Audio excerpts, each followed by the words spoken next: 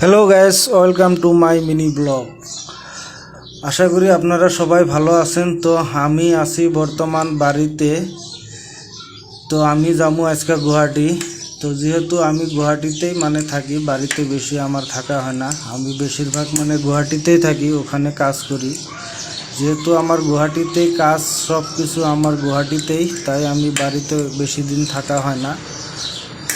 বছরের বেশি সময় আমি গুয়াহাটিতেই থাকি। তো চলুন ভিডিওটা আরম্ভ করি। তো আজকে আমরা দুই ভাই মিলে গুয়াহাটি যাবো।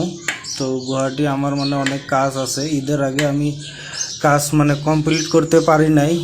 অনেক কাজ আমি আধুরা থুয়া বাড়িতে আসছিলাম, যার জন্য আজকে ঈদ যাওয়ার 2 দিন হলো। 2 দিন পরেই আমরা রওনা দিলাম গুয়াহাটি দিকে। তো বাড়ি থেকে আমরা বাইরে রওনা দিলাম আল্লাহর উপরে ভরসা করে। তো এখন বাজে হচ্ছে সকাল 10টা। তো আমরা 10টা বাজায় বাড়ি থেকে রওনা দিলাম। তো দেখি কয়টা বাজায় যায় গুয়াহাটি পৌঁছতে পারি। বাড়ি থেকে বাইর হওয়ার পরে গুয়াহাটি যাইতে অনেক ইচ্ছাই ছিল না আমার, তবুও যাইতে লাগবে, যেহেতু পয়সার দরকার আছে। পয়সা না হলে তো জীবন চলবে না। তো বাড়ির থেকে এক টান দিয়ে আমরা লক্ষ্মীপুর বাজার কিন্তু পার হয়ে গিয়েছি। তো লক্ষ্মীপুর বাজার পার হওয়ার পরেই তো আপনারা যে সিনারিটা দেখতে পাচ্ছেন শাল বাগানের মাঝে, তো দেখেন অনেক সুন্দর একটা সিনারি। আমার অনেক ভালো লাগে এই জায়গাটা। দেখেন অনেক সুন্দর একটা জায়গা। এখানকার হাওয়া বাতাস অনেক একটা ফ্রেশ অক্সিজেন এখানে পাওয়া যায়। তো দেখেন, তো যেহেতু আমরা বাড়ির থেকে চা পানি খাইয়ে বাইর হয়েছি, ভাত সাত পুরা খাইছি, সকালে চা খাইছি, তারপরে ভাত সাত খাইয়া বাইর হয়েছি, ধীরে সুস্থে বাইর হয়েছি। তো আমাদের গাড়িকে তো তার খাওয়ানো হয় নাই, তাই সামনে ডিপুতে গাড়িকে কিছু খাওয়া দাওয়া করাবো। তো চলুন, যেহেতু বর্তমান ইরান আরও ইসরায়েলের যুদ্ধর জন্যে পেট্রোলের অনেক ক্রাইসিস। তো এখনও আমরা পেট্রোলের ওরকম ক্রাইসিস এখনও পড়ে নাই, দামটাও এখনও বাড়ে নাই, ঠিক মতোই আছে। আশা করছি ভবিষ্যৎ দিনেও যাতে আমরা পেট্রোলের ইরান আরও ইসরায়েলের যুদ্ধর জন্য এফেক্ট আমাদের এখানে যাতে না পড়ে আর কি। যাই হোক, গাড়িতে তেল ভরিয়ে ওখান থেকে আমরা ডাইরেক্ট চলে আসলাম, আগিয়ে পার হয়ে গেলাম অলরেডি। আপনারা দেখতে পাচ্ছেন 4 লেনে এসে উঠে গেছি আমরা। তো এটা হচ্ছে 4 লেন নতুন করে বানানো হচ্ছে। আগে এটা 4 লেন ছিল না, 2 লেনই ছিল। গুয়াহাটির থেকে গোয়ালপাড়া পর্যন্ত 2 লেন রাস্তা ছিল। এটা নতুন করে 4 লেন রাস্তা কাজ করতেছে আর কি। এখনও ক্লিয়ার হয় নাই আর কি।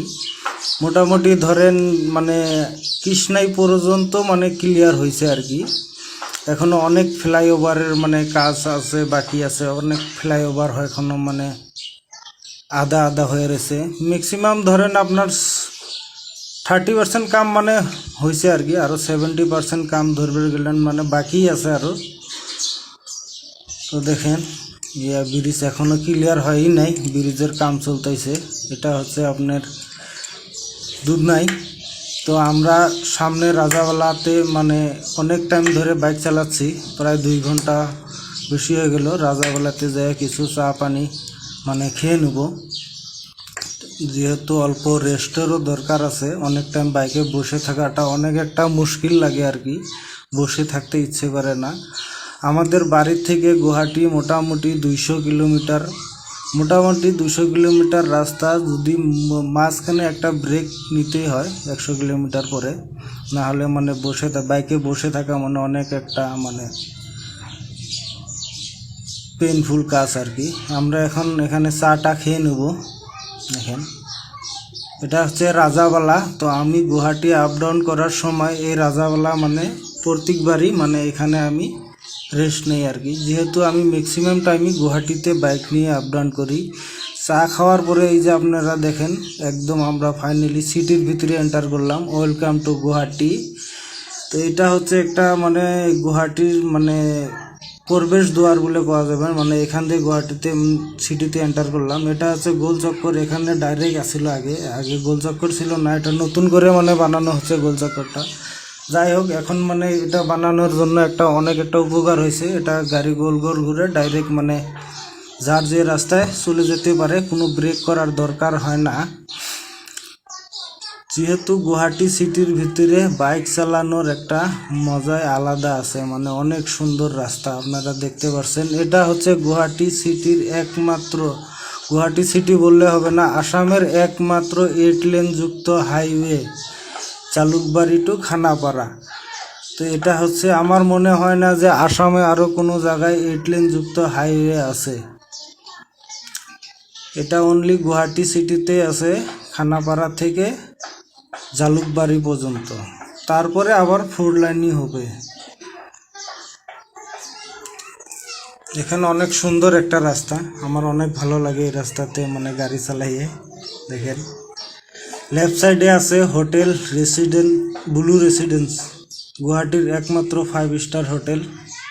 তো সামনে আছে লখরা ব্রিজ। তো যেহেতু আমি মানে সোজা গেলে খানাপাড়া যাব না, লেফট সাইড নিয়ে আমি লাল গণেশ রোডে চলে যাব।